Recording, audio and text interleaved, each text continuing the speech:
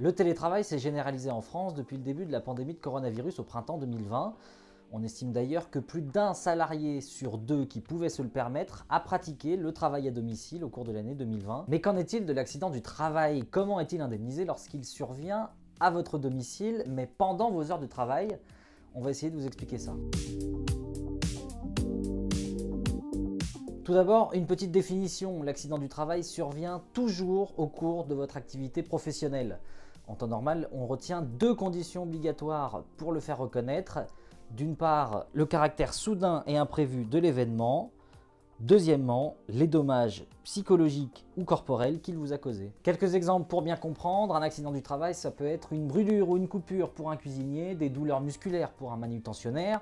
On peut encore citer un malaise cardiaque pour un employé de bureau ou bien encore un choc émotionnel à la suite d'un braquage pour un employé de banque ou de supermarché. Mais car il y a un mais, en télétravail, les choses se compliquent. En effet, même en travaillant depuis votre domicile, vous n'êtes pas à l'abri de subir un accident domestique.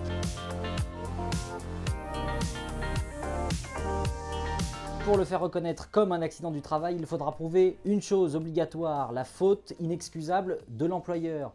Ce qui signifie qu'il était au courant du risque, mais qu'il n'a absolument rien fait pour l'éviter. Et lorsque vous glissez sur le carrelage du salon en vous levant de votre chaise, on peut difficilement reprocher à votre employeur de ne pas vous avoir acheté un tapis. Ainsi, le conseil de notre expert, maître Adrien Muller, avocat en droit du dommage corporel à Paris, est le suivant.